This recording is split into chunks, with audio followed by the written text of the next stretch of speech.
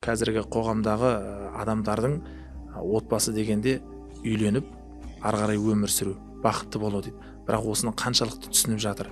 Дін үлкен аманатты орнатып, қияметке дейін соңғы бір дін болып қалатын, соңғы Алланың шариғаты, үкімдері түсіп жатқан кезінде осыны ең бірінші отбасында насихаттауды бұйырды. Себебі Пайғамбарымыз хадисінде айтады ғой, сендердің ең жақсыларың отбасыларыңа жақсы болғандарың, мен сол отбасыларына жақсы болғандардың ішіндегі ең ізгісімін дейді. Енді Пайғамбарымыз саллаллаху алейхи вассаламның отбасына деген бір қарым қатынасы, тіпті ол жарына бола ма, отбасына бір жауапкершілік тұрғыда көрсеткен бір оқиғалардан, бір қиссалардан, не болмаса бір жайттардан тілге тиек етсеңіз. Сонда Пайғамбарымыздың ашуланған жүзінен көрдім, ей Айша, ешқашан олай айтушы болма. Ол бүкіл адамзат, айналадағы меккеліктер жаңағы мені жоққа шығарып жатқан кезде пайғамбарлығымды ең бірінші мойындаған мені сол Хадиша. Осы қоғамдағы жастардың осылай керемет болып үйленіп ажырасып кетуіне, екіге бөлініп кетуіне, екі жаққа кетіп қалуына не себеп? Ажырасуға мынау ғана себеп деп кесіп айтылмайды.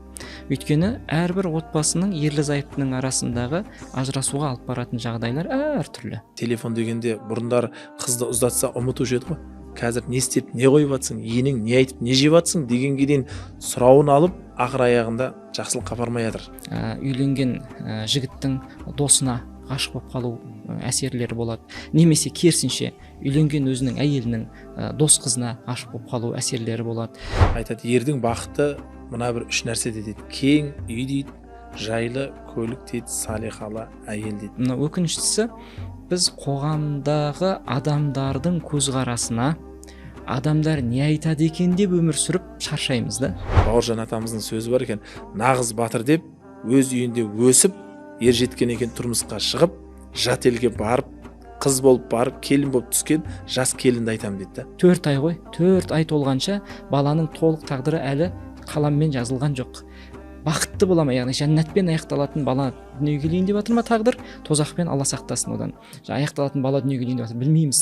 Алла тағалаға мақтаулар, мадақтар болсын, оның елшісі пайғамбарымыз саллаллаху алейхи вассаламға Алланың игілігімен сәлемі болсын. Ассаламу алейкум ва рахматуллахи ва баракату. Құрметті қадірменді көрермендер, бүгін екінші подкастымызға да келіп жеттік. Аллаға шүкір.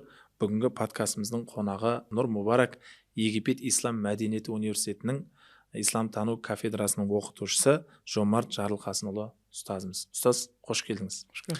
Алла разы болсын. Қазіргі таңда өзіңіз білесіз ғой, интернет желісі деген қолжетімді дүние болып тұр.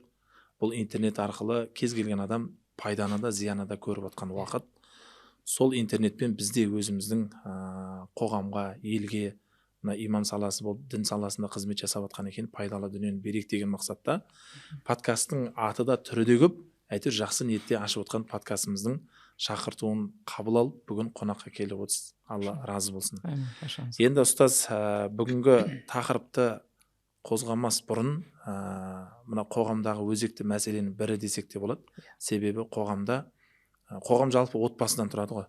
Сол отбасының қашан да көрсек, әйтеуір отбасының бір қуанышы, бір қайғысы болады. Бірақ сол отбасы қай уақытта түзелсе, онда қоғам түзеледі. Себебі кешегі аталарымыз айтқан, дін мен дәстүрді қатар тұтқан дана халқымыз отан отбасынан басталады деп, отбасы құндылығына қатты аса мән берген. Енді осы отан отбасынан басталады деген сөзге тоқталып өткен кешегі бабаларымыз отбасының құндылығына, отбасы арқылы адамның бақытқа жететіндігі, тіпті отбасы берекеті, ол қоғамның берекеті деп осылай қысқа қайырса керек. Енді бұл екі ауыз сөздің астарында үлкен құндылықтар жатыр. Оны түсінген адам болса, көптеген тәлім, тәрбие, бақыт жатыр деген біледі. Енді осындай қоғамдағы орны толмас құндылықтардың кері кетуін алдын алу үшін, жақсы бағыт бағдар беру үшін Қазақстан мұсылмандар діни басқармасының төрағасы Наурызбай Қажы Тағанұлы Хазіретіміз жыл сайын өзіңіз білесіз, жылда бір атау береді. Сол атауды биыл 25-ші жылды ислам және отбасы жылы деп атап қойды. Бұл атаудағы мақсат қоғамдағы осы отбасы құндылығын барынша жеткізу, дәріптеу. Енді менің қазіргі қоғамдағы адамдардың отбасы дегенде үйленіп ары қарай өмір сүру, бақытты болу дейді. Бірақ осыны қаншалықты түсініп жатыр, қаншалықты түсінбей жатыр. Осыны бір ара жігін ажыратып ашып кетсек, қала берсе исламдағы отбасы ұғымына бір тоқталып өтсеңіз. Бисмилля, Аллах тағалаға мақтаулар, пайғамбарымыз алейхиссалату вассаламға Алланың игілігі мен сәлемдері болсын. Біріншіден берекелі болсын подкасттарыңыз, бастаған игі істер. Әрдайым жақсылыққа қарай не нәрсені бастасақ та, оның сауабы әрі қарай оны амал етушілер арқылы бізге жазылып тұратын ақиқат. Сондықтан Алла береке берсін дейміз. Амин, рахмет. Жалпы өзіңіздей ұстаздар елдің алдындағы елге, халыққа діннен үйренгенін, білгенін, және де дәстүрімізді, өзіміздің ғұрпымызды, бабаларымыздың жолын дәріптеу, ол керемет үлгі. Біз замандаспыз. Сондықтан енді тақырып та өте керемет. Мәселен, шынымен де биылғы жылды Хазіретіміздің жаңағы отбасы жыл деп жариялауы, бұл Қазақстанда қазіргі екі ең үлкен өзекті тақырып десек, біреусі отбасы, екіншісі бұл исламдағы муамәлә, қаржы мәселесі, сауда-саттық мәселесі. Өйткені біз қалай болсақ та әрбір мемлекет отбасыдан тұрады біріншіден, және де қалай болсақ та қай мемлекет болмасын, ол жеке сауда болсын, үлкен корпорациялар болсын, сауда-саттықта тоқтамайтын нәрсе әлем бойынша. Сонда бұл екі тақырып өте өзекті. Сол екі өзекті тақырыптың бірін биылғы жылға таңдаған. Өте керемет. Осы жылдың аясында шынымен де қазір көріп отырмыз, елімізде мешіттердің төңірегінде болсын, республикалық көлемде болсын, көп насихат жұмыстары, отбасы құндылығын қайтадан дәріптеу, шынымен де кешегі кеңес үкіметіне дейінгі бабаларымыздың отбасылары қандай бақытты деңгейде өмір сүрсе, сол деңгейді қайтаруға жұмыс жасалып жатқан ұстаздардың жұмысы көрініп тұр, альхамдулилля. Сондан Алла елімізге тыныштығы мен берекесін берсін деп тілейміз біріншіден. Енді отбасы ұғымы исламдағы Аллах тағала отбасы мәселесі ең құнды тақырыптардың қатарында болғаннан кейін Құранда отбасына байланысты жалғыз аят емес, тіпті сүрелердің өзін арнап қойды. Және де пайғамбарымыз алейхиссалату вассаламға уахи түсіп пайғамбар болғаннан кейін Аллах тағала сол пайғамбарлық миссияны, яғни жер бетіндегі дін үлкен аманатты орнатып, қияметке дейін соңғы бір дін болып қалатын, соңғы Алланың шариғаты, үкімдері түсіп жатқан кезінде осыны ең бірінші отбасында насихаттауды бұйырды. Отбасында. Өйткені адам әрбір білімді бірінші өзінің бойында, сосын оның өзінің отбасында дәріптесе, сол отбасының ішінде бұл құндылық өссе, онда қоғамға үлгі болады. Пайғамбарымыз да отбасы мен қоғамға үлгі болу керек. Өйткені бұл істің қияметке дейінгі Алланың дінінің ең басында тұратын пайғамбар саллаллаху алейхи вассалам. Сондықтан осы уахидың алғашқы түсіп жатқан кезінде пайғамбарымыз отбасына көңіл бөлдіргендігін Аллах тағаланың. Осы нәрсеге қарайтын болсақ, шынымен де исламда отбасыға өте үлкен дәрежеде көңіл бөлінеді. Және Құранның ішінде арнайы бір аяттар деп айтпасақ та, отбасы әхіл дейміз ғой, жаңағы әхілі. Бұған бірнеше жерде осы сөзбен Аллах тағала жаңағы өз отбасыларына, отбасының ішінде әхіл деп айту, бір мағынасы әйелді ғана қамтыса, екінші мағынасы әйел бала-шағаны қамтиды, үшінші мағынасы жалпы отбасында қамқорлыққа алған қанша кісі бар, соны да осы әхілді қамтиды араб тіліндегі. Демек, бұл сөзді де Аллах тағала Құранда бірнеше мәрте қайталап беруі де отбасының жағындай құндылығының Алланың алдында құнды екендігін көрсетеді. Сондықтан әр мемлекет, жаңа өзіңіз айтқандай, кішігірім отбасылардан тұрады. Ал отбасылар біз бен сіз секілді жаңағы жеке тұлғалардан тұрады. Оның ішінде ері бар, әйелі бар, бала-шағасы бар. Енді қарайық, мемлекеттің дамуы отбасылардың дамуымен байланысты. Мемлекеттің мәдени тұрғыда өсуі әр отбасының мәдени өсуімен байланысты. Мемлекеттің қай жағынан алсақ та, ол жаңағы мәдениет жағыма, жоқ экономика жағыма, жоқ саясат жағыма, жоқ тыныштық жағын аламыз ба, қай жағын алсақ та, оған отбасы тікелей әсер етіп тұрады. Демек, отбасының маңыз беріп көтеретін құнды тақырып екендігіне осының өзі жеткілікті ма деп ойлаймын. Және тағы бір айта кететін мәселе, біз бүгін отбасы тақырыбында сөйлесеміз ғой. Оның қазір тәрбиесіне қозғайтын шығармыз тақырыптардың ішінде. Отбасының тәрбиесі өте маңызды. Отбасының тәрбиесі. Өйткені сол отбасыда тәрбиеленген бала, отбасында тәрбиеленген ана, отбасында тәрбиеленген әке, сол отбасының ішінде қайнаған. Жаңағы өздерінің бойындағы кемшіліктерін соның ішінде қайнап, соны жаңағы өз жарасын өзі емдеп, сыртқа тек жақсылығын ғана шығарған кезде, біз айналамыздағы көршілерімізден бастап күллі мемлекетке тек жақсылықтарымызды шығарып отырамыз. Және даму да сол кезде болады да, иншалла. Сондықтан біз Алла қаласа бұл тақырыптың ішінде қазір енді бір отбасының құндылығы немесе оның дәрежесі деп қана айттық қой, оны қысқаша бір айтып өткен кезде осылай. Алдағы сөздерімізде иншалла оның тәрбиесіне басқаға тоқталар өзімізбен бірге. Алла тағаланың сөзі қасиетті Құранда айтады ғой, бисмиллахир-рахманир-рахим, әл-мәлу вәл-бануна зинатул хайяти дуния. Яғни бұл өмірдің көркі, қызықшылығы ол дүние табу мен ұрпақ сүю дейді да. Енді әркімнің таласы бар ғой дүние табуға. Енді дүние таппаса қалай тіршілік болады дегендей. Бірақ сол дүние тауып болғаннан кейін соның қызықшылығын көретін ол сенің отбасыңда. Енді сол нәсіп еткен отбасыңды Құдайдың алдында Алла көрсеткендей шариғатпен дұрыс тәрбиелеуің, ол тек қана оны асырап бағу емес, қала берсе оның артынан да баратын сауап екенін түсінсе дейміз да қазір қоғамда. Әрине. Себебі пайғамбар хадисінде айтады ғой, сендердің ең жақсыларың отбасыларың жақсы болғандарың, мен сол отбасыларына жақсы болғандардың ішіндегі ең ізгісімін дейді да. Енді пайғамбарымыз саллаллаху алейхи вассаламның отбасына деген бір қарым қатынасы, тіпті ол жарына бола ма, отбасына бір жауапкершілік тұрғыда көрсеткен бір оқиғалардан, бір қиссалардан, я болмаса бір жайттардан тілге тиек етсеңіз. Машалла, әдемі.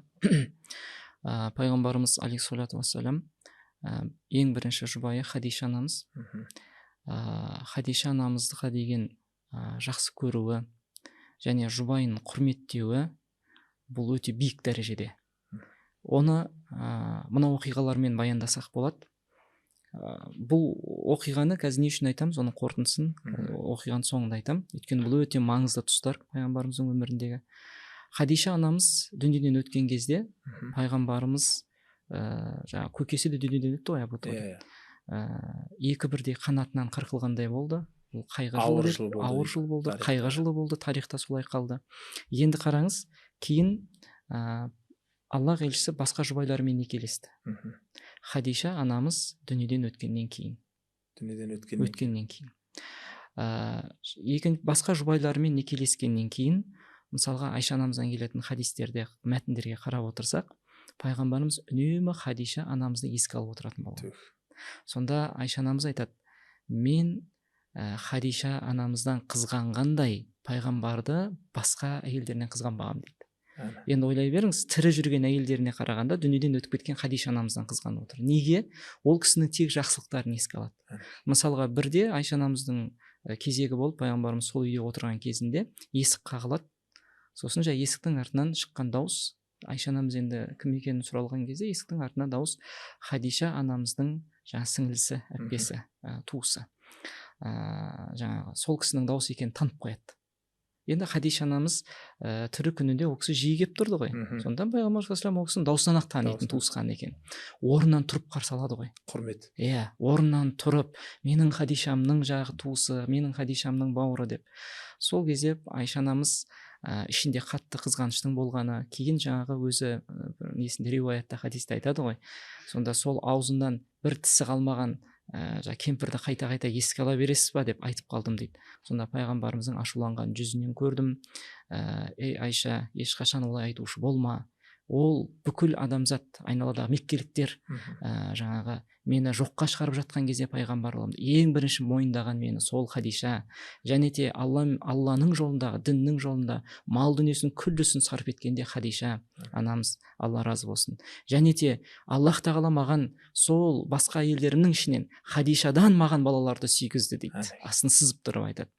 Міне пайғамбарымыз бұл мәмілесі арқылы бізге үлкен бір өнеге көрсетті. Енді осы жерде бұл оқиғалардан айта берсек өте көп қой енді. Ғибраттары. Бұл жерде алатын ғибратымыз, әрине оны көрермендеріміз оқып та жүр бұл қиссаларды, жаңа пайғамбарымыз сүннеттік сиралық жаңа кітаптарынан мысалға.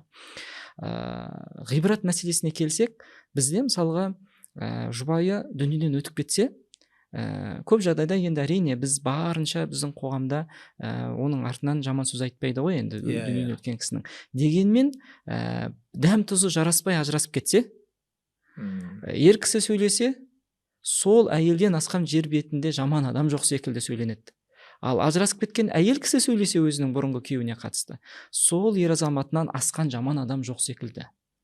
Енді пайғамбарымыздың несіне қарайықшы, жаңа өмір жолына. Дүниеден өтіп кетсе де, пайғамбарымыз жақсылықпен еске алып отыр да. Жақсылықпен үнемі. Сонда бұл сүннеттен біз тек қана жақсы әйелі болғаны үшін ғана, жақсы әйел бола алғаны үшін ғана пайғамбар жақсылықпен еске алды деп айту қате. Пайғамбарымыз бізге үлгі көрсетіп жатыр. Үйлендік па, некелестік па, енді дәм тұзың жараспай қалды, ол заңдылықтар Аллах тағаланың рұқсат еткен жаңағы рұқсаттарының ішінде тұр ол. Бірақ ұнатпай рұқсат берген ажырасу мәселесіне. Барынша оны ажырастырмауға тырысады Аллах тағала отбасыларды. Сол енді дәм тұзы жараспай қалды ма, бірақ енді әрі қарай оның бүкіл адамзатқа жек көрінішті қылып сөйлеуге бұл пайғамбардың сүннетіне жат нәрсе ғой.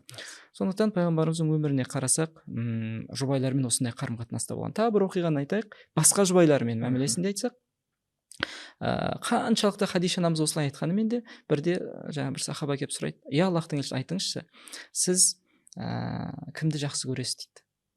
Сол кезде шынайы жүрегінде не бар соны айтады. Айшаны дейді. Айша анамызды.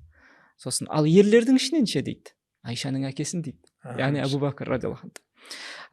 Бұл да жаңағы махаббатты кейде біз жұбайларымызға жаңағы өзіміздің жақсы көретіндігімізді айта алмай жатамыз да. Кейде әйелдер сұрап алып жатады ер кісілерден.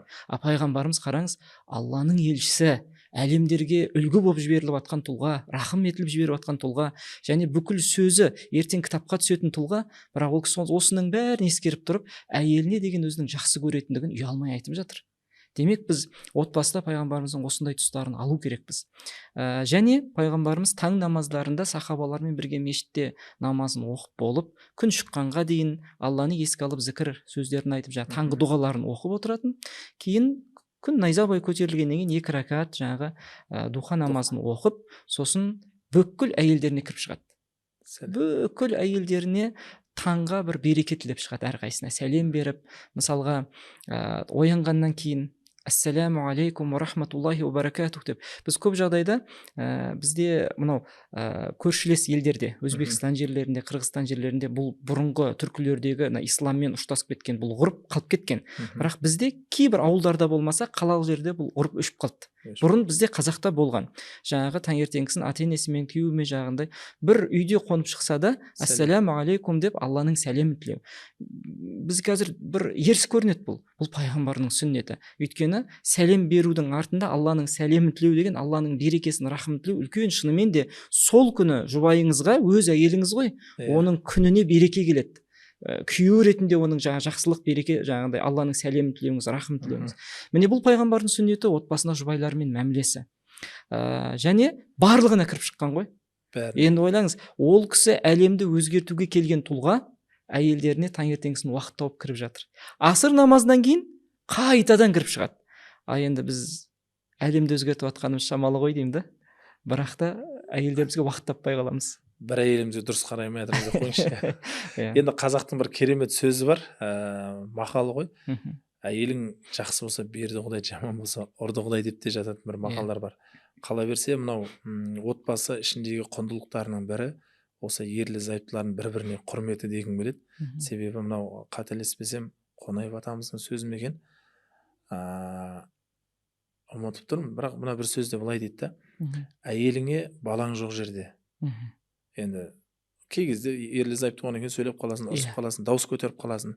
Әйеліңе дауыс көтерсең, балаң жоқ жерде көтер дейді. Балаң көзінше дауыстама дейді. Ал балаңа жұрттың көзінше дауыстама дейді. Яғни дауыс көтеріп ұрыспа деген сөз ғой енді. Сонда қарап тұрсақ, үйдегі өзіңнің ұрпағың көзінше әке болып қанша жерден сен дұрыс болып тұрып, ал сенің әйелің кемшілікке ұрынып тұрса да, оған дауыс көтеруің, анау сенен туған балаңа еңсесін түсіреді екен да. Тіпті кейбір жерлерде айтады, сол еркектің әйеліне дауыс көтеріп ұрсуы, айқайлауы үйдегі балдардың алдында анасының қадірін қашырады деп те жатады. Осындай бір мәселелер бар да. Сондықтан қоғамның ішінде енді әрине бәрі кітаптағыдай бола бермес, біз айтқан, сіз айтқандай. Бірақ дегенмен әрбір отбасы үйленгеннен кейін бақытты болғысы келеді да. Бірақ сол бақыттың жолын кей кезде түсінбей жатады. Тіпті қазіргі жастар үйленіп бір-бірін сүйіп интернет арқылы танысса да әйтеуір танысып бас қосып некесін қиып, одан кейін мана тойына керемет тамадан жалдап, дүркіретіп той жасап, бағанағы не дейді, көшеде үлкен джиптерді жалдап, неғып гулянкасын жасап жатады, 2 күн дүркіретеді, енді елдің аузында қалады. Бірақ көп ұзамай сол дүркіреп өткен той, елдің аузына қалған жақсы керемет сөздердің барлығы жуып шайып жататын ерлі-зайыптылардың 2-ге бөлініп жатады да, ажырасып жатады. Енді менің жеке ойым, осы қоғамдағы жастардың осылай керемет болып үйленіп ажырасып кетуіне, 2-ге бөлініп кетуіне, 2 жаққа кетіп қалуына не себеп? Сыртқы бейнемен қарағанақта, сырт көзбен қарағанақта ең бақытты отбасы осылар деп ойлады. Себебі мықты әнші келді, мықты тамада келді, елдің аузында жоқ тойды жасады, қаншама миллион миллиардтар салынды, бірақ екеуі бір-бірін түсінбей қалды. Осы жерде не себеп деп ойлайсыз енді қазіргі таңда? Әрине, отбасы саласында мамандар бар қазіргі елімізде, бұл мәселені зерттеп, қарап, исламдық, яғни ислам діні көзқарасымен, Құран мен сүннеттің негізін зерттеп жүрген ұстаздарымыз да бар. Мына ажырасуға мынау ғана себеп деп кесіп айтылмайды. Өйткені әрбір отбасының ерлі-зайыптының арасындағы ажырасуға алып баратын жағдайлар әртүрлі. Бірақ осы 2022-2021 жылғы статистика дейміз ғой, есептерде қазір ойыма оралып отыр, сол уақыттардағы ажырасуға 3-ші адамның ықпалы көбірек тиген. 3-ші адам. Иә, 3-ші адам. Яғни ол 3-ші адам әркім болуы мүмкін. Ол енді көп жағдайда бізде қоғамда, енді имам ретінде айтайын, үйлендік, сүйдік, бірақ ананың шешесі, мынаның енесі деп анасын қосып жатады. Тіпті кейбір аналар айтады екен, осы уақытқа дейін ішіме сыйған адам үйіме сыймай ма деген сияқты үйге әке бала салады. Күйеу баласын бір-екі ауыз сөз үшін, сосын кім біледі енді, телефон дегенде бұрындар қызды ұзатса ұмытушы еді ғой. Қазір не істеп, не қойып жатсың, енең не айтып, не жеп жатсың дегенге дейін сұрауын алып, ақыр аяғында жақсылыққа апармай жатыр.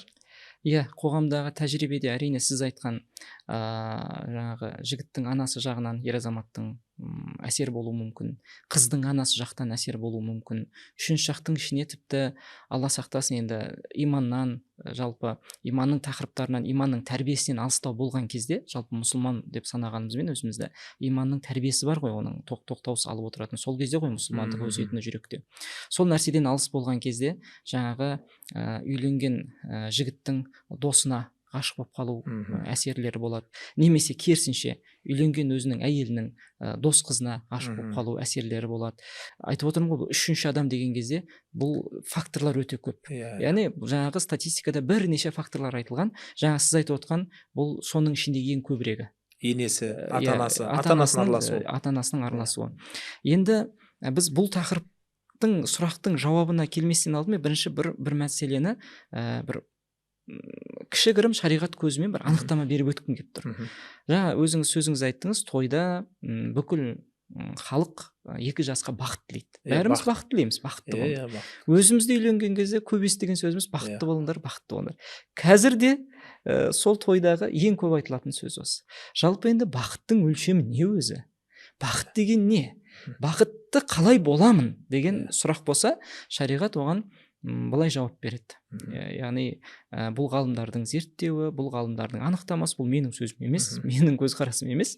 Сондықтан мына қарайық, мысалға біреулер үшін бақыт ол екеу ғана бір жеке бір үйде тұруы, ата-енесіз. Біреулер үшін бақыт сол. Біреулер үшін бақыт керемет коттеджде тұру. Біреулер үшін бақыт қаржының енді үйіліп төгіліп аста төк келіп жатуы. Не нәрсе қалайды, соған жұмсау, сол бақыт көреді. Біреулер үшін дастарханның тамаққа толы болу, яғни жегенің алдыңда, жемегенің артыңда дейді ғой қазақта. Осылай болуын бақыт дейді. Біреулер жаңағы астында мықты көлік. Жалпы бақыттың өлшемі әркімде әртүрлі. Тіпті керек десеңіз, бақыт біреулер үшін жаңағы әйелімен немесе ермен түнгі қарым қатынасқа түсуі, тіпті соны бақыт санайды. Өйткені оның бәрін Аллах тағала Құранда айтады, зуйина линнаси хуббу шахауати деп келетін аят бар ғой. Қари емеспіз енді, аяттардан қателіктер жіберіп алсақ,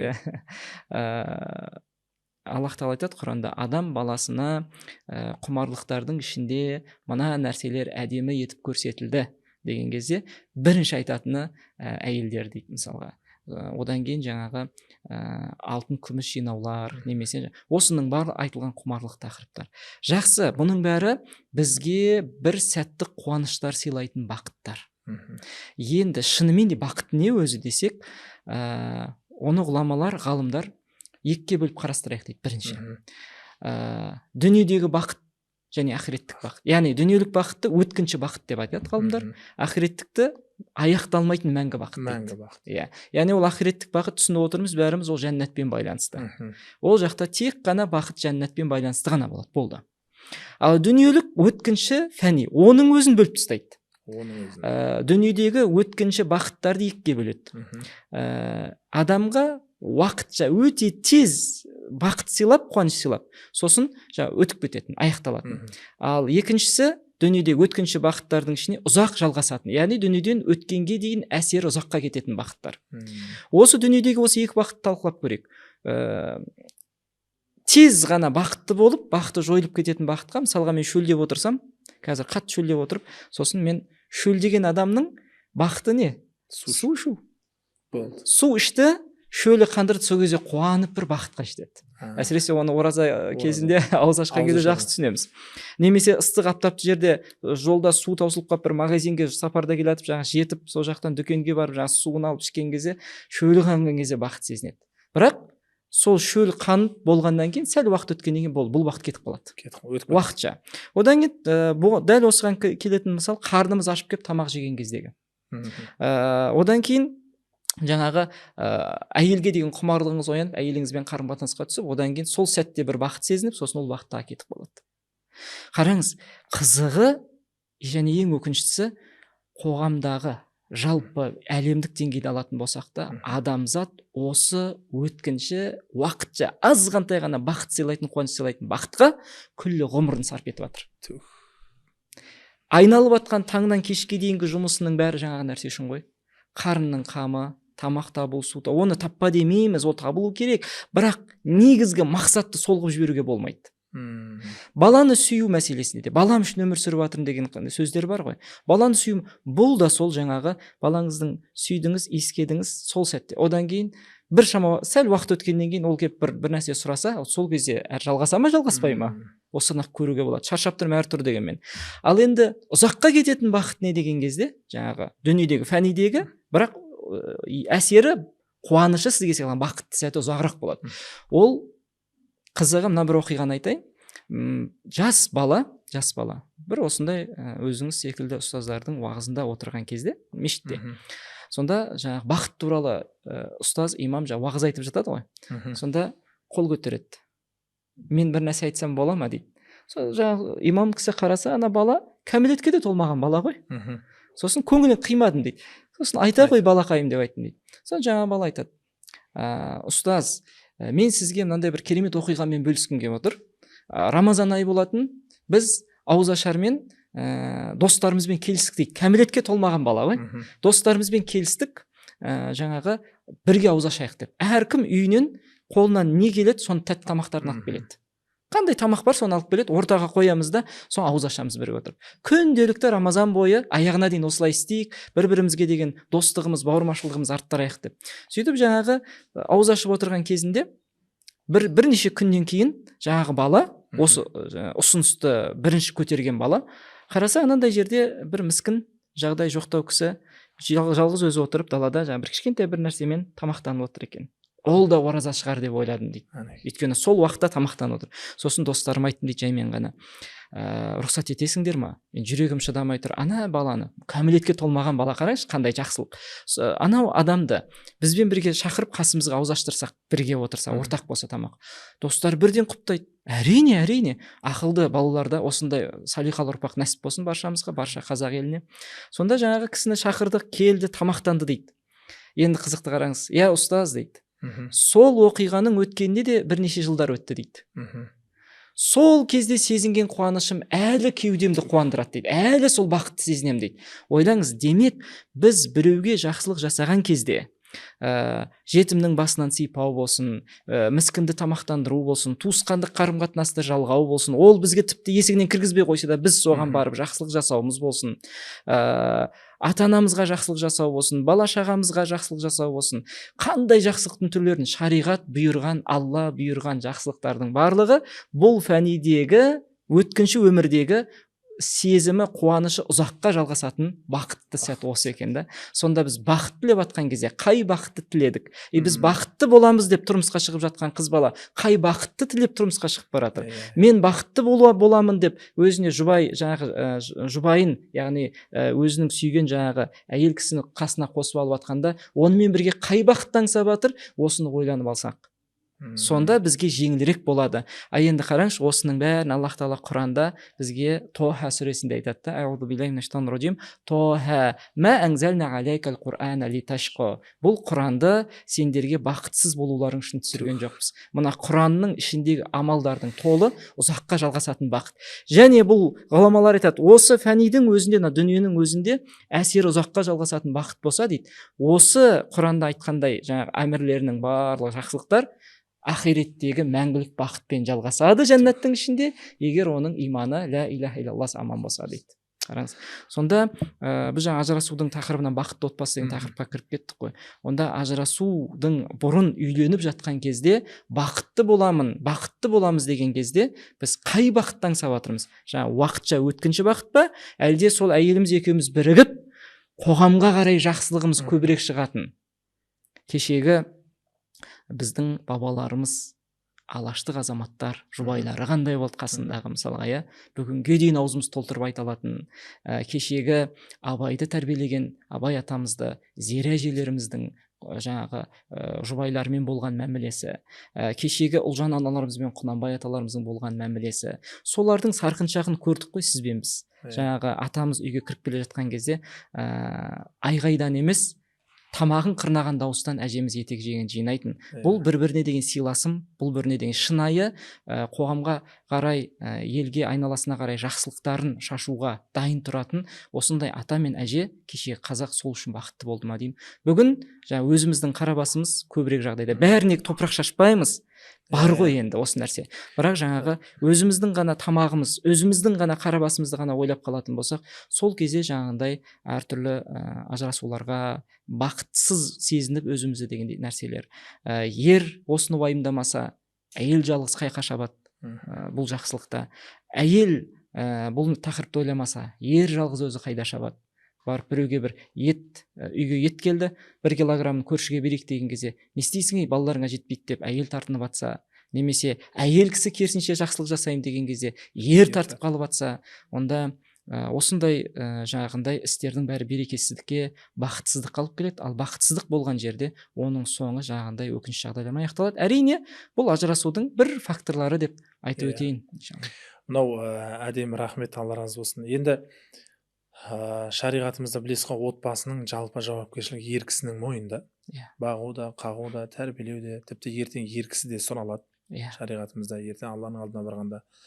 Сондықтан бір бас, екі бас болғаннан кейін оның жауапкершілігі ердің мойнында. Сол үшін Пайғамбарымыз хадисінде айтады, ердің бақыты мына бір 3 нәрсе дейді. Кең үй дейді, жайлы көлік дейді, салихалы әйел дейді. Енді әрине көлікті, үйді ескіреді, басқалар ауыстырармыз. Бірақ енді әйелің мінезі басқалау болса, енді түрлі жағдай ғой. Ондай болса ол зат емес қой, ауыстыра салатын. Бірақ оның тағдырыңа жазғандығын, сонда әйелді таңдап өзің алғандығың, өзің қадам басқандығың, соны енді бір сынақ ретінде қарап, соның түзелуіне, тіпті жақсы ана болуына өзіңді ер кісі ретінде үлесіңді қосып, әлгі бала тәрбиесіне ананың өзіндік құрметін орнына қойып, әлгі өзіңіз айтқандай бақыттылыққа қадам басса. Мен жеке ойлаймын, қоғамдағы бағанағы бақыт деген нәрсені әркім әртүрлі түсініп жатыр. Біреу дүниемен қазіргі таңда бәрі алма пісте аузыма түс деген заманның бейнесі сияқты. Өйткені олай деп айтатыным, қазір интернет бәрінің қолында. Тіпті интернетте сондай адамдар бар, үйде ұрсып керісіп ескегенмен жүрсе де, интернетке шыққанда өте бір керемет, қарапайым, отбасыға жақсы сөйлейтін, мәмілесі күшті, енді өзіне контент бола ма, өзіне подписчик іздей ме білмеймін, әртүрлі жағдайда түсіп жатады, видеоларды көреді. Үйдегі қарапайым отбасы, бір нанмен май жеп отқан адам, ана бір керемет адамның видеосын көргенде анаған қызығады, қызығушылық пайда болады. Енді осы жерде адам өзіндегі барға қанағат тұтып, ананың өмірімен салыстырмай, өзінің күйеуінің тауып отқан табысына шүкіршілік етіп, былайша айтқан уақытта, әрине Алла тағала бәріне бірдей бай, бәрін бірдей кедей қылған жоқ қой. Біреуді бай қылып сынайды, біреуді кедей қылып сынайды дегендей. Солай өмір өтіп жатыр. Енді бұл жерде айтайын деп отқан бір оқиға бар еді, мен басында бір кісінің айтқан. Мен имам болып жүргенде бір жігіт келді да айтады, былай деп айтады: ұстаз дейді, отбасында бір проблема болды дейді. Не проблема? Мен тауып жатқан табысыма әйелім разы емес дейді. Ол қалай болды? Енді ол отбасы жай отбасы емес, енді діннен, шариғаттан алыс деп те айта алмаймын. Оқып жүрген отбасы, білетін отбасы. Сонда үйдегі келіннің айтқан сөзі былай дейді маған: ей пәленше, сенің мына тауып жатқан ақшаң жетпей жатыр. Мен интернетте бақытты бай әйел болып өзімді өтірік көрсетуден шаршадым. Тіпті мына әрекетімізбен ажырасайық деген сияқты сөз айтса да, сондай бір әрекет жасады да, енді мен не істеймін, айтып жатырмын, түсінбеймін дейді. Сондай бір отбасылар бар қоғамда. Ерінің тауып жатқан табысына қанағатсыздық танытып, неге анау сияқты таппайсың, неге мынау сияқты әрекетте болмайсың деп. Әрине әрбір еркек дүние көп болса, табысты болса дейді, бірақ біреудің өмірімен салыстырып өз өмірін құрту, осы жағын шариғатта жалпы дұрыс емес екен, тағдырыңа жазғандығы, сол күйеумен барға шүкір етіп, қанағат тұтып, әлгіндей сүйген балаңмен ары қарай, қазақ айтты ғой баяғыда, бір жастықта бастарың қартайсын дейді. Сол жастыққа қартаятындай, сол жастыққа жететіндей, сол отбасын бұзбайтындай, ажырасуға жол бермейтіндей қадамдардың бір-екі құндылығын айтсаңыз. Яғни бір сөзбен айтқанда, біреудің өміріне қарап, өзіңді салыстырмай, өзіңдегі барыңды бағалап, тіпті ол адамның әрекетімен өзіңнің отбасында құндылық, яғни ажырасуға жол бермейтін құндылықтарға қысқаша тоқталсақ. Түсіндім. Бұның себебін де айтып кетсек, неге оған қарап қызығады енді. Енді кінә әрине бір жақтан емес, екі жақтан болады ғой. Бір қол өзі бүйтіп ауаны ұрғанмен дауыс шықпайды, екі қол ұрылған кезде шапалақтың дауысы шығады ғой. Сондықтан бұл жағдайда толықтай әйел кінәлі немесе толықтай ер кінәлі деп екі жақты біреуін ғана кінәлаудан алшақ. Ислам әрдайым әділдікті және орта жолды бізге ұсынады. Мысалға, әйел адам болсын, еркек болсын, әрине кім болсақ та, өкініштісі, біз қоғамдағы адамдардың көзқарасына, адамдар не айтады екен деп өмір сүріп шаршаймыз да. Сол адамдардың көңіліне, сізге қатысты не айтады? Адамдардың көңілін табу дұрыс, ол жақсы нәрсе, шариғат құптайтын нәрсе, бірақ маған қатысты не айтады екен деп. Біз қалай бармыз, солай өмір сүруге біреулердің көзқарасы үшін емес, біреулердің маған қатысты айтатын сөзі үшін емес, өзіміздің ақиқат өмірімізді сүріп үйрену бұл маңызды. Бұл бірінші нәрсе. Ал енді әйелім менің жағындай ризығым аз тауып жатсың деп айтып жатыр деп, әйелін кінәлаудан алдын ер кісі мына аятқа назар аудару керек. Аллах тағала Құранда айтады: «Ар-риджалу қауамуна алян ниса». Ер адам әйелдерге қарағанда жауапкершілік тұрғысында бір саты жоғарыланды. Бұл статус емес. Бұл жауапкершілік. Жауапкершілік тұрғысында бір саты жоғарыланды. Осы сөзді де Алла солай айтады. Бірақ сол аяттың жалғасын айтады: бір-біріңнен ерекше артықшылықтарың бар дейді. Әйелдің өзіндік артықшылығы бар, еркек оны істей алмайды. Еркектің өзіндік артықшылығы бар, әйел оны істей алмайды. Енді еркекті жауапкершілік тұрғысында неге бір саты жоғарылаттым деген кезде, бұны Алланың өзі қойған. Бұл ешбір адам емес қойған. Бұны бірден түсіну үшін айтып жатыр Аллах. Сол аятта айтады: еркектер өздерінің тапқан мал дүниесінен әйелдеріне ризықтарды жұмсайды. Яғни тамақтандырады, киіндіреді, ауырып қалса дәрісін алып береді, баспанамен қамтамасыз етеді, жаңа киім кешегімен қамтамасыз етеді, осылай қамқорлық жасайды. Бұл еркектің жауапкершілік міндеті. Енді әрбір ер азамат ретінде өзімізге мына сұрақты қоюымыз керек. Мен жалпы тағдырға қарай табысымды ысырып қойып, өзімнің жалқаулығымды тағдырмен жауып, табысымның аз болуын тағдырда осылай өлшеп қойыпты деп жауып, жалқаулығымды жағындай солай нәрсемен жауып, әйелімді кінәлі қылып шығарып, өзімді судан ақ сүттен таза қылып ақтағым келе ме? Алдымен бірінші осыны қарайық. Ал егерде жоқ, шынымен де бір кісілер бар, ертелі кеш жұмыста, бір емес 2-3 жұмысты істеп жүреді. Түнделетіп жұмысын жасайды, күзетте де тұрады, күндіз тағы бір жерде жұмыс істеп атады, сөйтіп жүріп онлайн жұмысында жасап жатып, қазір фриланс деген жақсы нәрсе болды ғой. Отырып үйден заказ қабылдайсың, тапсырыс қабылдап жасай бересің. Сондай нәрселермен ақша тауып жүрсе де, табысы көбеймей жатады. Осындай адам айтса болады. Менде барымды салып жатырмын.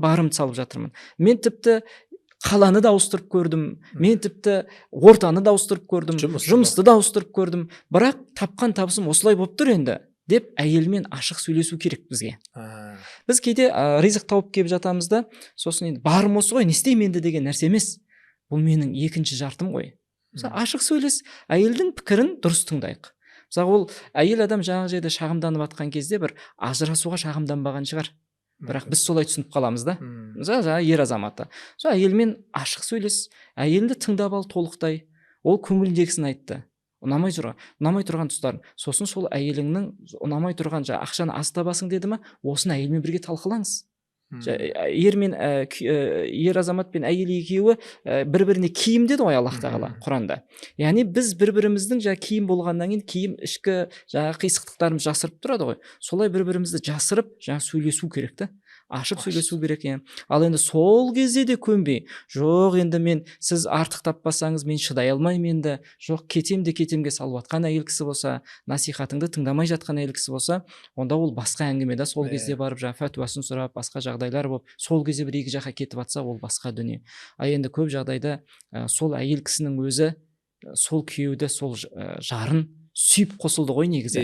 Өздері ғой таңдаған. Өзі таңдады, өзі сүйді сол күйеуін. Және сол күйеуінен бала дүниеге алып келіп отыр ғой.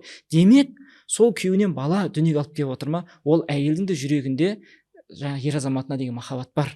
Түсінетіндей халі бар. Бірақ бір пикқа жеткен кезде ішіндегісі жарылған шығар. Кім біледі? Ішіндегісі жарылып. Енді тек қана өлшеулі ғана дүниемен хотелка деген нәрселер бар ғой. Артық бір нәрсе алғысы келеді. Осыны мүлдем көңілден тыс қалдырып қойған шығар. Кейде біз ана бәрін уайымдап, ана жерде қарызым болуы мүмкін, ана жерде баламның ана нәрсесі болуы деп, соның бәрін уайымдап, әйеліміздің кейде бір артық ақша жұмсамай қысып бірнеше уақыттар сондай нәрсе жасап қоюы мүмкін. Көрдіңіз бе? Соның бәрін салыстырып қарауымыз керек. Яғни бір жақтан емес деп жатқаным сол, екі жақтан да бар деп жатқаным. Ал негізінде ер болсын, әйел болсын, біз әрқайсымыз адамдардың назары үшін емес, шынымен де бағана айтқандай шынайы бақыт Алланың разылығы ғой енді. Бағана жақсылықтың артында сол тұр ғой, көзделеді ғой. Сонда сол жаңағы екеуміз отбасы болып, қоғамға үлгі болайық, Алланың разылығын алайық деп өмір сүру, және адамдардың назары бізге кім қалай десін, ол біреу мен туралы жаман ойлап жатса да, біреу мен туралы жаман сөз айтып жатса да, ол өзінің амал кітабына жазып жатыр. Ол менің кітабымды бүлдіре алмайды ешқашан. Осыны түсінейік. Сосын әлеуметтік желіде жақсы айтып кеттіңіз. Әлеуметтік желіде жаңағы ішкен жегеніміздің бәрін көрсетіп салу, сосын әйелімізбен шынымен де сондай болмасақ та, сондай бір бақытты секілді шетелдерге шығып осының бәрін көрсету, кейде артық кетіп жатамыз біз. Неге? Өйткені білейік, біз бірдей байлық деңгейі бірдей қоғамда өмір сүріп жатқанымыз жоқ қой. Біреу болмаса бірде ол шайтан жұмыс істейді ғой. Ол әйел кісі де интернетті қарап отқанда, ер кісі де интернетті қарап отқан кезінде, ол жаңағы сол нәрседен мен бір ажырасатындай ой тауып алайыншы деп қарамайды ғой. Көрдіңіз ба? Сол ананы көріп қалған кезде, ол жаман да ойламауы мүмкін да. Неткен керемет бақытты отбасы деп ойлайды. Енді әрі қарай осы қызыққан шайтан ар жақтан көріп тұр ғой. Аллах Құранда айтады да, Ібліс және оның әскері сендер көрмеген жақтан сендерді көріп тұр, олар келіп сендер азғырады дегенде. Ол келіп сол жақтан азғырады сосын. Әне, көрдің ба, мыналар бақытты отбасы, сенің күйеуіңнің табысы аз дегенде. А оны әйел де ер де шайтан азғырып жатыр деп ойламайды ғой, өзімнің ойым, өзімнің түсінігім дегенде. Оның ар жағында тағы психолог деген нәрселер шығады. Сосын сен жаңағы егер сені қамтамасыз ете алмай жатса күйеуің, ондай кезде сен қашанғы жүресің шыдап дегендей. Сен жаңа абуза деген сөздерді шығарып қойды қазір қоғамға, трендке айналдырып жатыр осы сөзді мысалға. Бұның бәрі шынайы исламмен өрбіген өзіндік ғұрпы, өзіндік дәстүрі, өзіндік санасы, менталитет, үлкен мәдениет қалыптасқан қазақ ер азаматтары мен қазақ қыздары үшін, әйелдер үшін бұл батыстың нәрсесін әкеп кіргізу үлкен сын, біздің қазақылығымызға сын, біздің мұсылманшылығымызға сын, біздің осындай үлкен тұлғалы ірі бабаларымыздың ұрпағымыз деп айтуға да сын болып қалады да. Және оның ар жағында ең ұлы нәрсе Алланың құлымын, пайғамбардың үмметімін дегенге бұл үлкен сын. Сондықтан біреудің назары үшін емес, біреудің пікірі үшін емес, бірінші өзімізбен өзіміз қалай бармыз, солай көрінуге тырысу. Жаңағы тағы бір сөз, сол жіберді деп ренжімеңіз, тағы бір нәрсені қоссақ, мынау адам қазір тыңдаушы да, өзіміз де жаңағы өзіміздің кейдегі амалдарымызды тауып алып жатсақ күліп жіберуіміз де мүмкін. Мысалы адам сыртқы киімін әдемі болып шығуға тырысады ғой. Негізі өз-өзіне сұрақ қойса, неге әдемі киініп бара жатырмын деген кезде, ол адамдар жаман киіміме басқаша қарай ма деген ой тұрады ғой негізі. Сол да асылында мысалға шашын тарап сыланып шығу мысалға, сонда ар жағында не жатыр дегенде, адамдар мен туралы не ойлайды дегенде. Тіпті осы киімім барым киімнен үй алатын сәттер болады да. Мына бір киімді мен 2 рет киіп шықтым, бір отырысқа. Енді бұл киімді 3-ші рет киіп бара алмаймын деген нәрсенің бәрі сол адамдардың назарымен өмір сүріп жатқан менің өлшемім соны көрсетеді негізінде. Сондықтан дей берсін. Сізге ең басты жарасатын киім ба? Ол 3 рет кисеңіз, 10 рет кисеңіз де сіздің ажарыңызды ашып тұр ма? Әуретіңіз жауып тұр ма? Жыртық емес бүтін ба? Бісміллә. Онда неге мен адамдардың назары үшін шаршау керекпін? Неге мен адамдардың назары үшін ерлі зайыпты өмірімді бұзу керекпін? Сол адамдардың назары үшін ұрыс керіс туындап, балаларым неге тірі жетім қалу керек? Біз көңіл қалаумен емес, ақылмен өмір сүруді қолға алайықшы. Енді тыңдармандар ертең астына комментарийға жарысып жазып кетпесін, жаңағы ақыл айтқыштар көйіп кетті деп. Бірақ бұл ақылымыз тасып атқаннан айту емес, шынымен де әр қазақ менің жалғызым деп өмір сүру ғой. Осы сана болғаннан кейін бір-бірімізге жанымыз ашып, шынымен де кешегі Ғани Мұратбаев аталарымыз секілді көшедегі 2 жетімді көрген кезде қасынан өтіп кете алмай, солардың жанына барып, одан кейін Әлихан аталарымызға апарып жүргеннің осы мінез ғой әрқайсымыздың бойымызда бары. Соны тірілтіп, шынымен де бір өз ақылымызбен өмір сүрсек, көңіл қалаумен емес, жұрттың назарымен емес, қалай бармыз? Осы шынайылықпен Аллаға ең ұнайтыны осы, және отбасымызда тыныш болады. Алла разы болсын. Алла разы болсын. Енді пайғамбар саллаллаху алейхи бір оқиғасы, енді отбасын тәрбиелеудегі бір жолы ғой енді. Естігенім, бір күні пайғамбар саллаллаху алейхи қой сойып, сойылған қой енді 4 аяқ дейміз ғой, 2 қол аяқ деген сияқты. Соның 3 бөлігін беріп жібереді де, 1 бөлігін үйге алып келеді дейді. Сонда Айша анамыз сұрайды дейді. Я Расулалла, бар осы ма деп. Яғни қойдың 70%-ін беріп 30%-ін алып қалдың, аз деген сияқты қылып. Сонда пайғамбар саллаллаху алейхи күліп тұрып жауап берді дейді ғой, Айша, негізі бұл бір ет, бір сан біздікі емес, біздікі ана 3-еу деп айтады дейді. Яғни 3-еу деген сөз жұмсалғаны. Ал мынау әкелген бұл біздікі емес дейді. Ал негізгі көзбен тікелей қараған уақытта ет аз келгенмен көбісін жұмсап жіберіп отыр ғой. Ал пайғамбар тәрбиелеп отыр екен да, сонда Айша анамыз, Айша, негізгі біздікі жұмсалғаны, Құдай жолына жұмсалып, жетім жесірге, міскінге тамақ болып, сол қойдың 70% жұмсалса, сол біздікі сауап тұрғысынан. Ал мына ет біздікі емес деп өте бір тәлім тәрбие көрсеткен екен де. Сол сияқты енді әрине өкінішке орай әрине әйелдерді де ерлерді де бір жақты қылып қарап айта алмаймыз ғой. Қазіргі кезде жақсы, кеше өткенде дана аналарымыз да жоқ емес, бар. Бір отбасыны, бір әулетті бағып қағып отқан кей кезде бір қарындасты әпкелеріміз бар, шыны керек. Ер кісінің 4-5 жұмысын жасап отқан кісілер бар. Тіпті бір әдемі жақсы келіндер бар деп айтсақ та болады. Бұл жерде отырып алып тек қана әйелдер кінәлі емес. Просто ортадағы қоғамда көз көріп жатқан, болып жатқан дүниелер, кім біледі, бір сөзбен әйтеуір біреуге әсер етіп жатса, жақсы пайда деген ниетте. Мынау Момышұлы, Бауыржан Момышұлы атамыздан сұраған екен, нағыз батыр деп кімді айтасыз деп. Енді батырға батыр жайлы сұрақ қойғанда, Бауыржан атамыздың сөзі бар екен, нағыз батыр деп өз үйінде өсіп, ер жеткен екен тұрмысқа шығып, жат елге барып, қыз болып барып келін болып түскен жас келінді айтамын дейді да. Алла. Неге? Себебі үйде оны еркелетеді, ашу болса кешіреді, басқа қылады. Бірақ енді жат елге енді барған кезде ол жақта ұнамаған адамды, соғыста ұнамағанды атып құлатасың ғой енді. Барған жерде ұнамаған адамның көңілін табу, ата енесінің көңілінен шығу, мына жақта күйеуінің разылығын алу, соның барлығын қамту ол нағыз батырдың қолынан келетін іс деп, жас келіннің барған жерде тастай батып судай сіңген сондай жақсы келінді осылай батыр деп теңеген екен да. Сондықтан қыз балдарымызға баршасына Алла разы болсын. Сіздердің орындарыңыз бөлек. Себебі қазақ айтады, ана бір қолымен бесік, бір қолымен әлем тербетті дейді. Кешегі батыр алыптардың барлығы, елді қорғаған батырдың барлығы сол ананың құрсағынан шықты. Ал енді бақытты болып өмір сүруге қадам басқаннан кейін бір жақты емес, екі жақтың да шариғат бойынша талаптары, міндеттері бар. Өкінішке орай осы міндеттерді дұрыс білмегендіктен, Алланың көрсеткен түсірген шариғатын дұрыс жолға қоя білмегендіктен нағыз бақыт, нағыз разылық, нағыз шынайы өмірдің келбеті, бейнесі қайда екенін Құраннан, пайғамбар хадисінен танып білмегендіктен өз ойымызға, оның ар жағында азғырушы шайтанға салған кезде, бай болып, керемет болып өмір сүрген адамдардың инстаграмын қараған кезде өзімізді бейшара қылып көреміз. Пайғамбар қайтыс бар ғой, шүкір еткің келсе өзіңнен төменге қара дейді. Көп жағдайда біз өзіміздің жоғарыға қарап, сөйтіп отбасын шырқын бұзып, табысымызды асынып, я болмаса тағысын тағы сондай келеңсіз дүниелерге жол беріп жатыр. Алла разы болсын, жомарт ұстаз. Енді осы жерде тағы бір отбасы дегеннен кейін тағы бір дүниеге тоқтала кетейік. Отбасы болғаннан кейін ерлі зайыптылардың міндеті деп жатырмыз.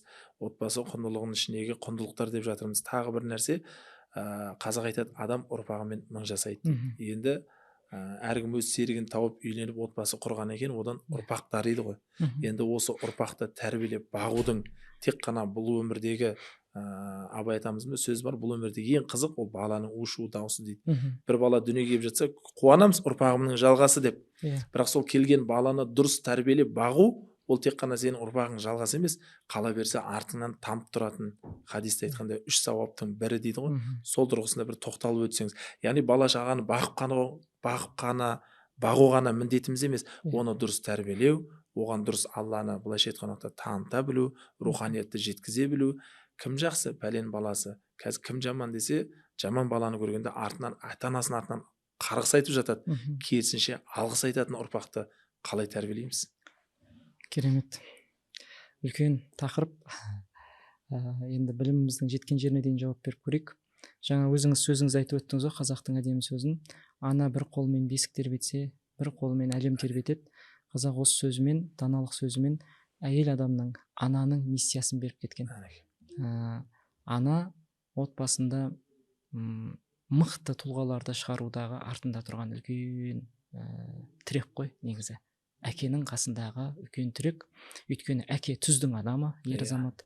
Әкенің айту керек деп айтып тапсырып кеткен нәрсесін қамқорлыққа алып әрі қарай баласына тәрбиелеуге жеткізетін ана. Кәдімгі тігісін жатқызып тұрып.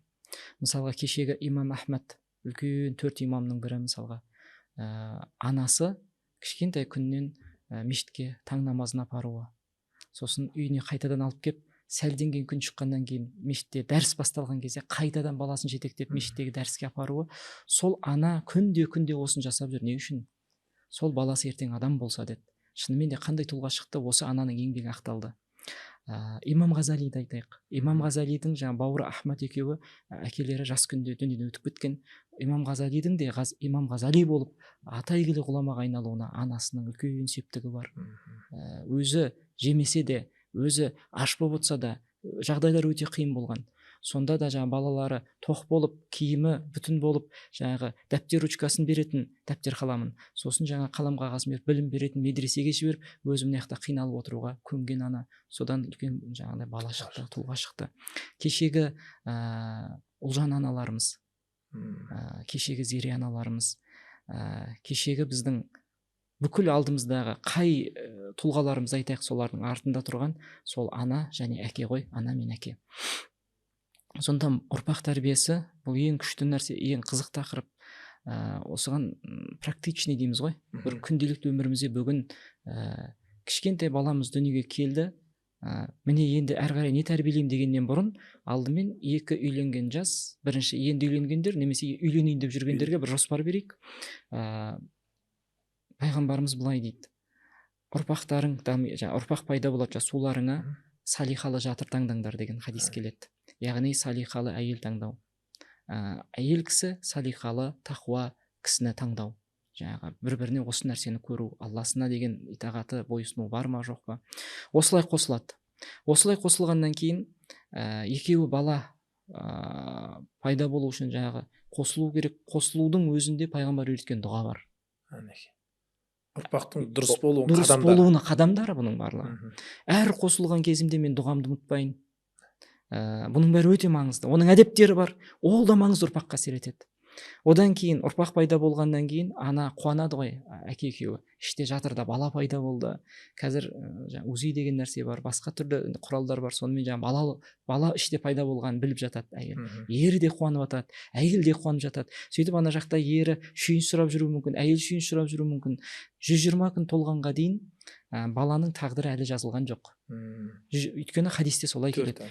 4 ай ғой, 4 ай толғанша баланың толық тағдыры әлі қаламмен жазылған жоқ. Бақытты бола ма, яғни жәннатпен аяқталатын бала дүниеге келейін деп жатыр ма тағдыр, тозақпен Алла сақтасын одан. Аяқталатын бала дүниеге келейін деп жатыр, білмейміз. Ризығы да әлі жазылған жоқ бұл баланың. Әке мен ана екеуі екі жақта шүйіншілеп жүр да. Бірақ мына жақта баланың әлі көп тағдырлары.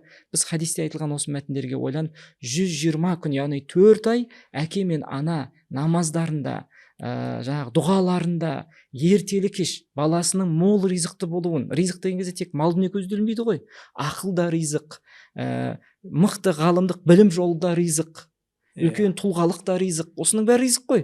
Жақсы ертең келінді болуы, ұл болатын болса, қыз болатын болса, жақсы күйеу балалы болуы, оның бәрі ризық қой. Соны бала іште пайда болды деген күннен бастап ана мен әке дұғада отыру керек қой. Тоқтамай дұға, Алладан, Раббымыз, әлі сен тағдырын жазбадың ғой. Енді ойлаңызшы, бұл үлкен мүмкіндік қой.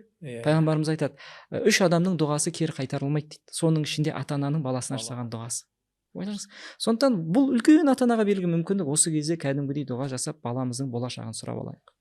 Одан кейін 120 күн толғаннан кейін тағдыр жазылды, болды деп тастап қоймаймыз. Одан кейін өмір бақи дүниеден өткенше осы балам үшін дұғада өтем.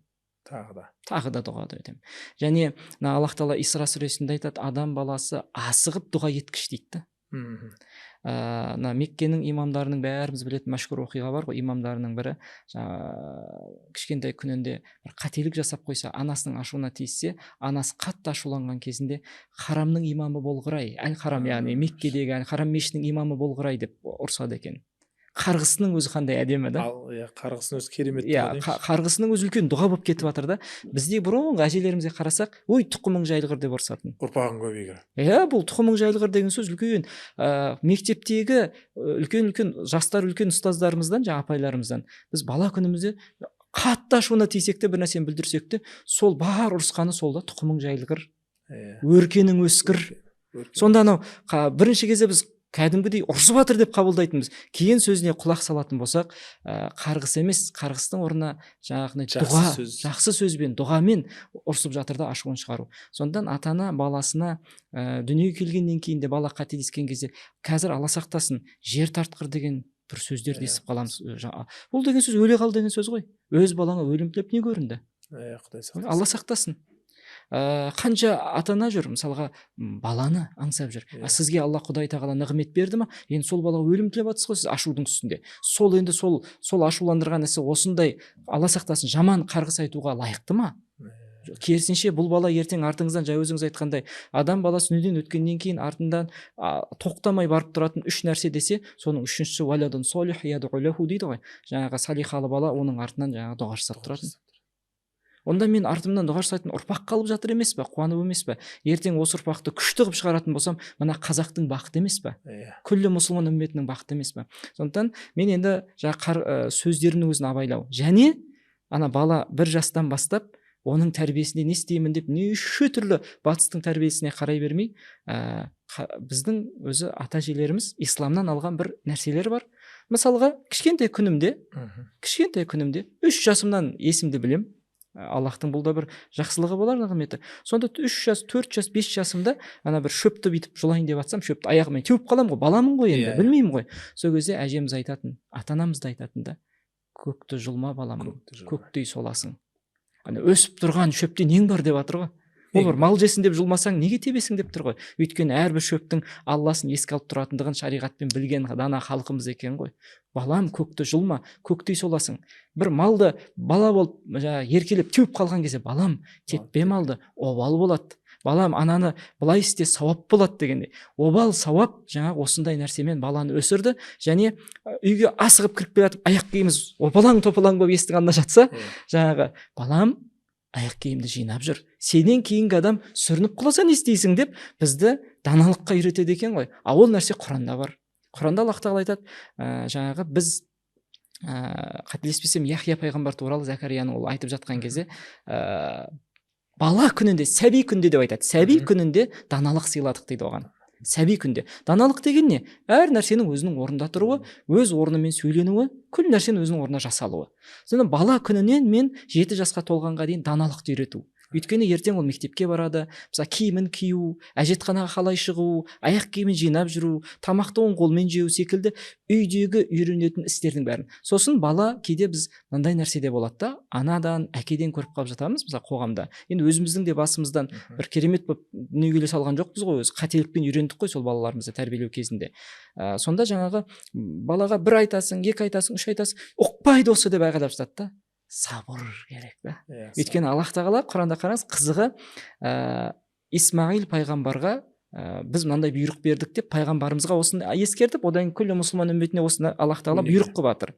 Исмаил пайғамбарға біз былай деп айттық дейді. Уамур ахлака биссала.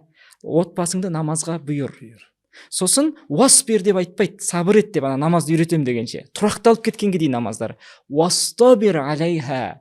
Сол намазды үйрету, намаздың тәрбиесі жүріп атқан кезде енді сабырдың шыңын көрсет дейді. Уастабир, сабырдың шыңын жаса. Өйткені ол оңай іс емес. Оңай іс емес. Жылдарың кетеді, күндерің кетеді. 10 айттым емес, 10 мың рет айтуыңыз мүмкін да. Бірақ ертең нәтиже шықса, ол жеміс қой. Сондықтан бала тәрбиесінде біз ұрпағымызды 10 рет айттым, ұқпайды. Жаңағы не дейді? Құдай-ау, неше түрлі сөздер бар жаңағы. Миғұла деген асақтас қоғамнан еститін сөздеріміз ғой. Неге баламызды өзіміз сондай жамандыққа қиямыз? Жоқ, ол бала. Оның ақылы менің ақылымда емес. Өзім сондай кезде не істедім? Баланың ақылы жайлап дамиды. Оның ақылы жайлап. Ал біз үлкенге 1 айтсақ боламыз ғой. Кейде үлкендер де бар ғой, 1 айтпақ түгіл, 10 айтқан кезде бар ұқатын. Сондықтан осының бәрін ескеру керекпіз. Бала тәрбиесінде осындай үлкен ыждағат, үлкен сабыр бізге қажет болады.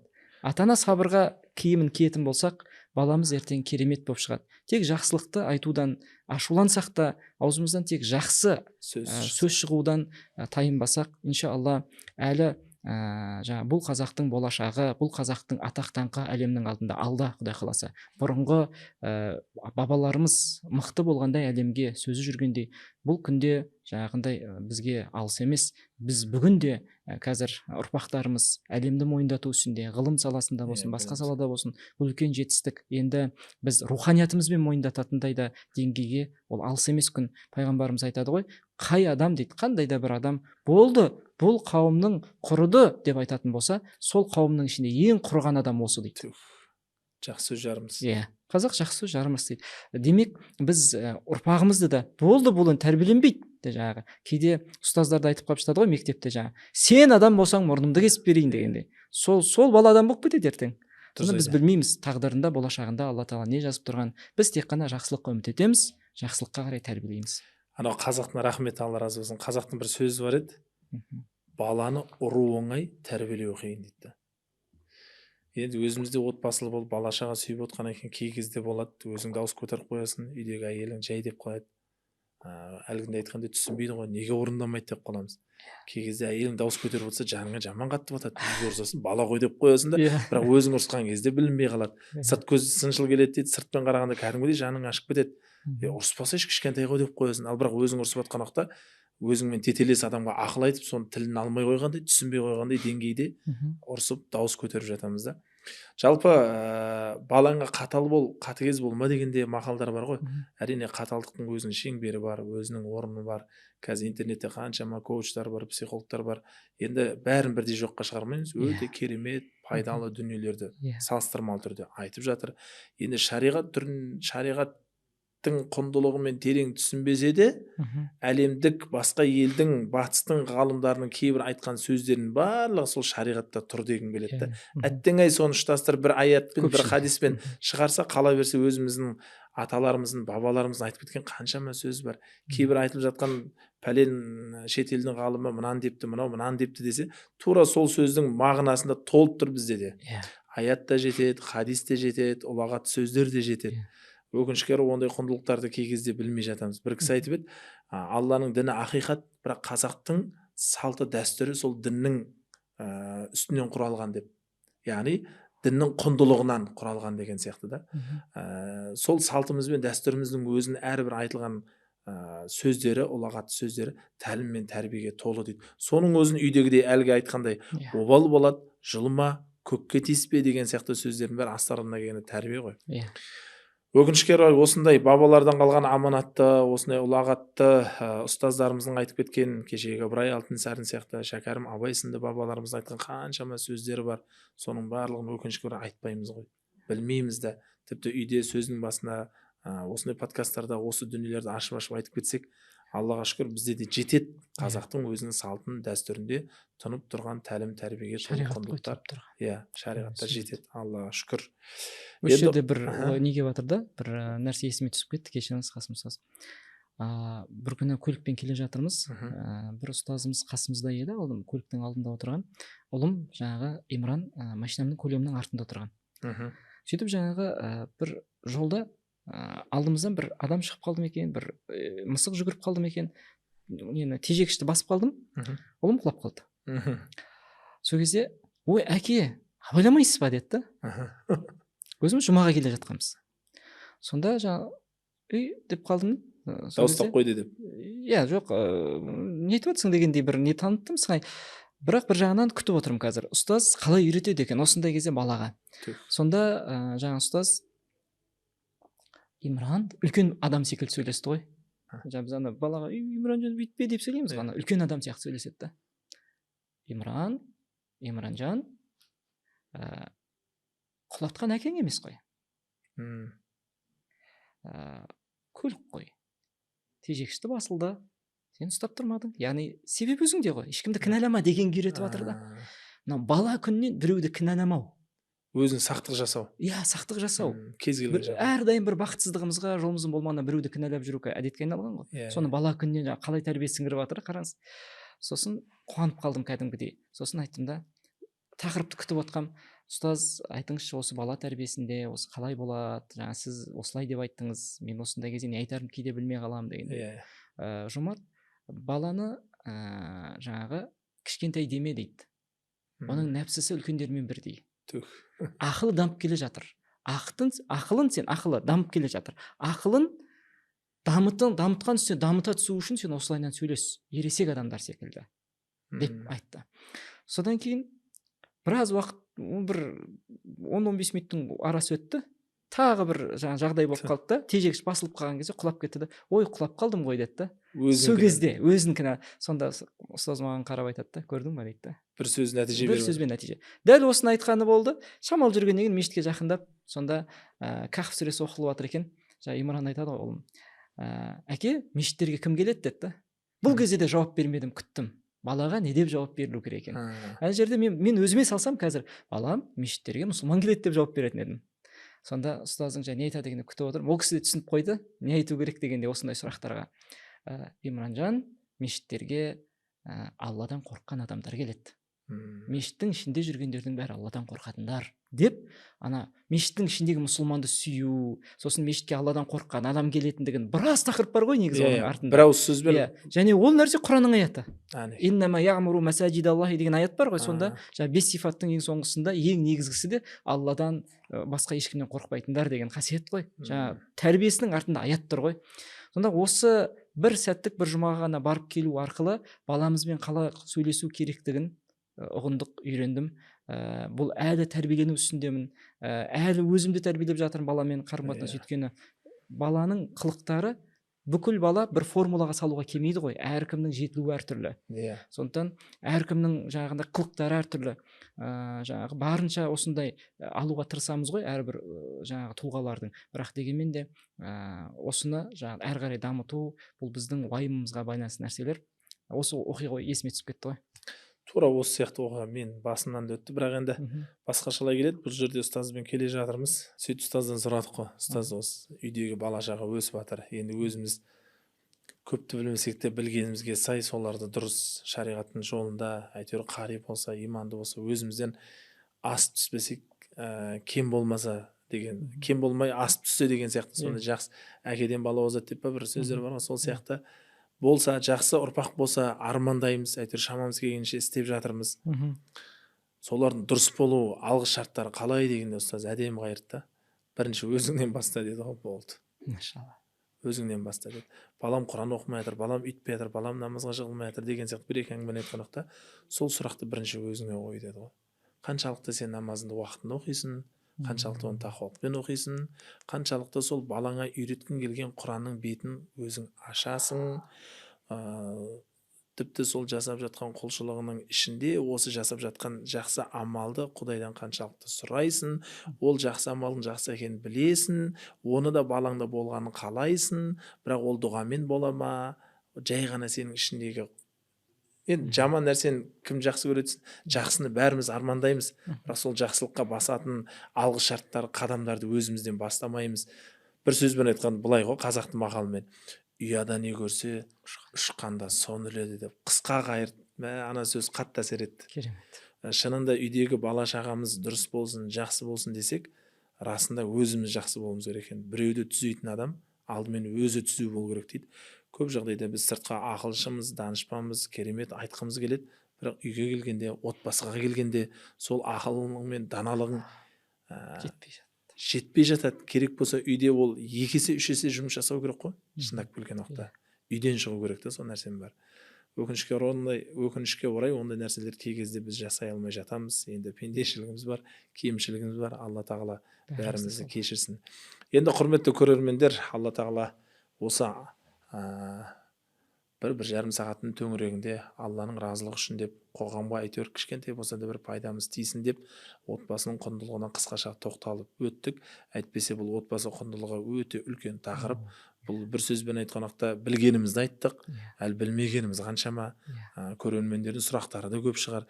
Дей тұрғанмен алдағы уақытта да бұл жақсылыққа жалғасады.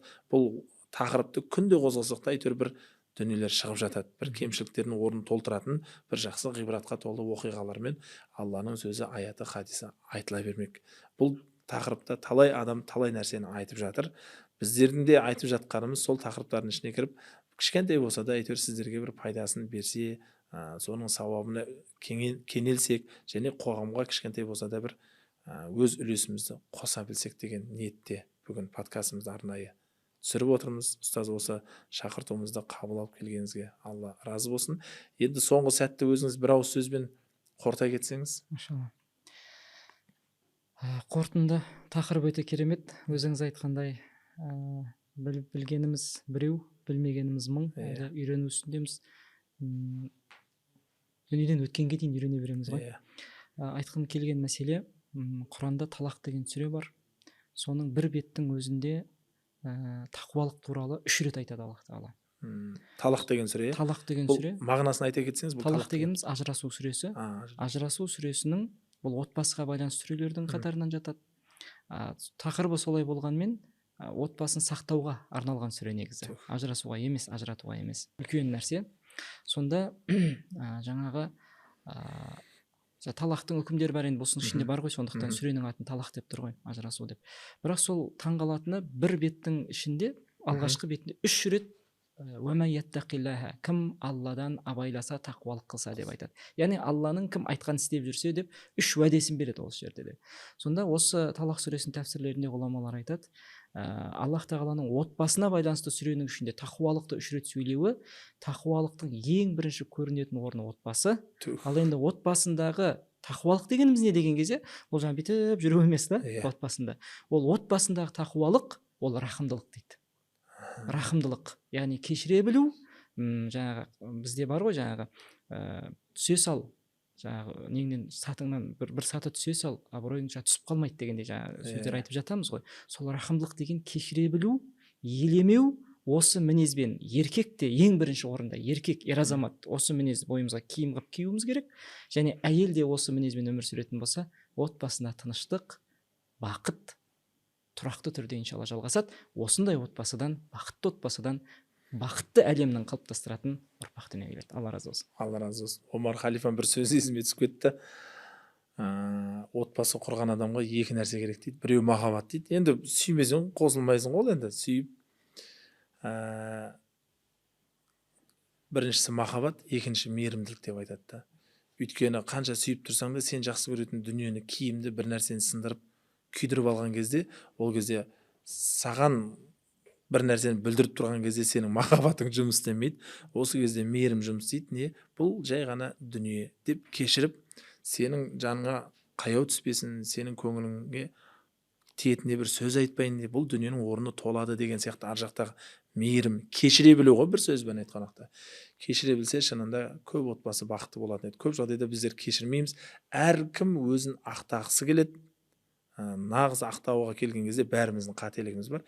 Кешіріп, бір саты төменге түсіп, бір-бірімізге кешірімділікпен, мейірімділікпен қарасақ, енді білгенімізше отбасы бақытты болады деп ойлаймыз. Расында да Алланың сөзі, қасиетті Құран, пайғамбар хадисінің барлығында дәріптелетін нәрсе, ол бақыттың жолын көрсетті. Сол бақыттың жолына жетелейтін құндылықты іске асыру ғана қалды. Ол нәрсе келгенде нәпсімізге көп нәрсе жаға бермейді. Сондықтан Алла тағала бәріміздің бақытты, баянды ғұмыр кешуімізге түсірген ақиқат дінімен жүріп тұруды баршамызға нәсіп етсін. Алла тағала ниетімізді қабыл қылсын. Келесі кездескенше амандықта, саулықта болайық. Ниет қабыл болсын.